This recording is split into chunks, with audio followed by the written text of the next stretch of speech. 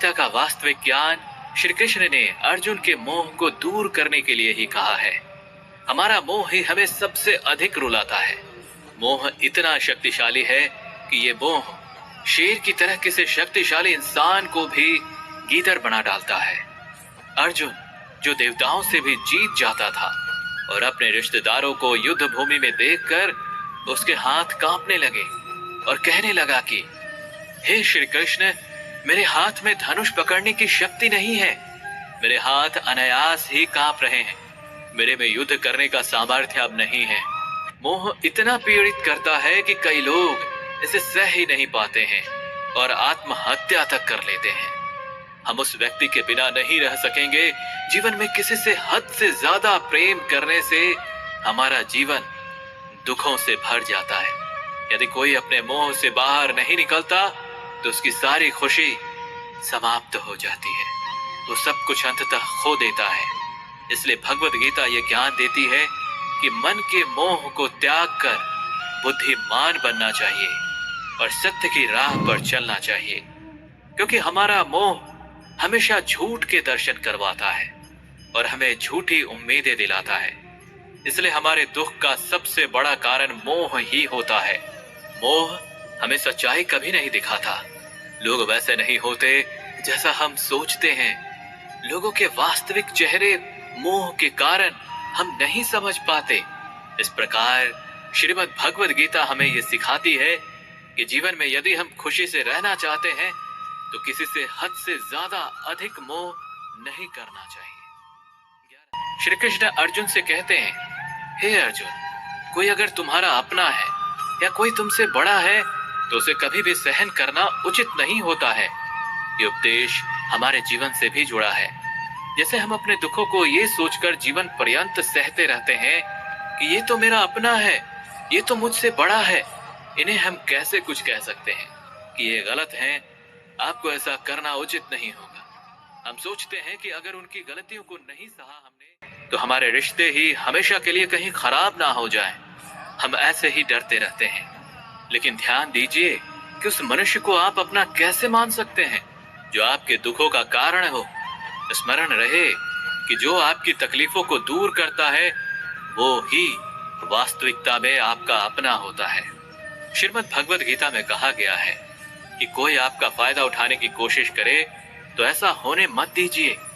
लोगों द्वारा आपको जुल्म सहने के लिए मजबूर करना आसान हो जाता है यदि आप उसके द्वारा दिए गए जुल्मों को बर्दाश्त करते रहते हैं। भगवद गीता के पहले अध्याय का नाम है अर्जुन विषाद योग और दूसरे अध्याय का नाम है सांख्य योग। इन दोनों में अर्जुन ने श्री कृष्ण भगवान के समक्ष अपने दुखों और मानसिक दुविधाओं को व्यक्त किया है।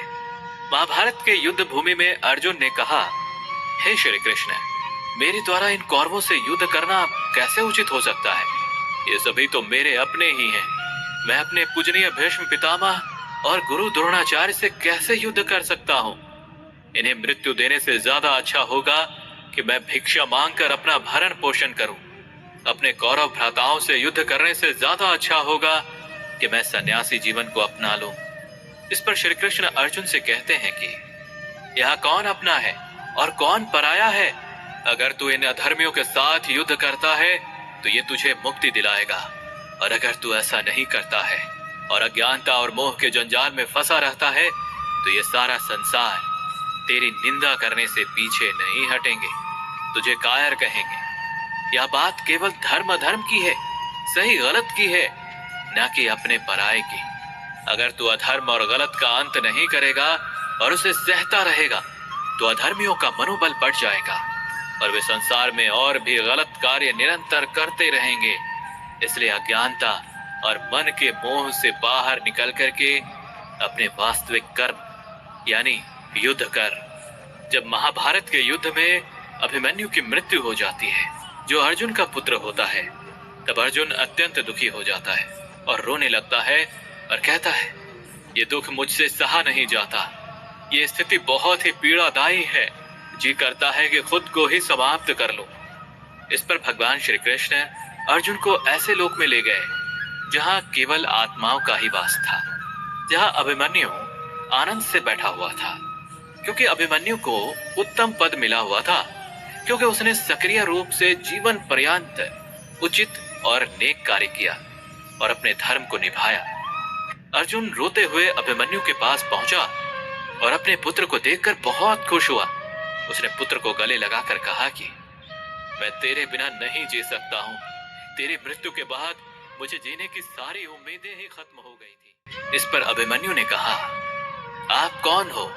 फिर अर्जुन ने जवाब दिया कि मैं तुम्हारा पिता। इसके बाद अभिमन्यु ने कहा कि इस आत्मा के लोक में ना कोई किसी का पुत्र है और ना ही किसी का कोई पिता। मेरे कई जन्म हुए हैं। वास्तविकता में